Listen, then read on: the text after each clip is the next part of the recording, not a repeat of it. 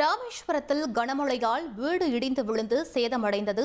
அதிர்ஷ்டவசமாக வீட்டில் இருந்தவர்கள் உயிர் தப்பித்த நிலையில் கூடுதல் விவரங்களை எமது செய்தியாளர் விஸ்வநாதன் வழங்கிட கேட்கலாம். விஸ்வநாதன், ராமேஸ்வரத்தில் எந்த பகுதியில் இந்த சேதம் ஏற்பட்டிருக்கிறது? அங்கு நிலவக்கூடிய சூழல் தற்போது என்னவாக இருக்கிறது? விஸ்வநாதன் வணக்கம்.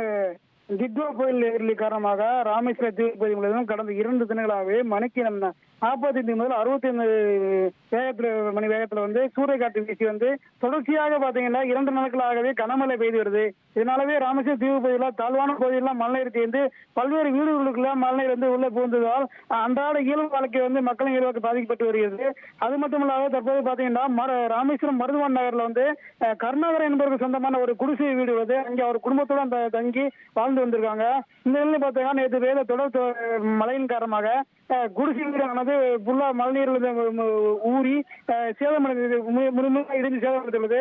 அதிர்ஷ்டவசமாக இடிந்து சத்தம் கேட்டு உள்ள இருந்ததெல்லாம் வெளியே வந்ததால் உயிர் தவிர்க்கப்பட்டது. இதனையடுத்து தற்போது அந்த வீடு சேதமடைந்ததால் அவர் இருக்க இடம் என்று பரிந்துரைத்து வருவார்கள். இது சம்பந்தப்பட்ட நகராட்சி அதிகாரிகளும் மாவட்ட நிர்வாகம் உரிய இடத்திற்கு ஆய்வு செய்து அவருக்கு சரியான தங்குவதற்கான இடவசதியை அமைத்து கொடுக்க வேண்டும் என கோரிக்கை விடுத்திருக்காங்க. அது மட்டும் இல்லாத அதே பகுதியை சேர்ந்த தோனி மிஸ் என்ற ஒரு மாற்றுத்திறனாளி வீட்டுக்குள்ளேயும் முழங்கால் அளவுக்கு தண்ணீர் உள்ளே புகுந்திருக்கு. அதனால அவருடைய மகன் இலங்கை கடற்படையால் மீன்பிடிக்க சென்று சிறையில் அடைக்கப்பட்டிருக்காங்க.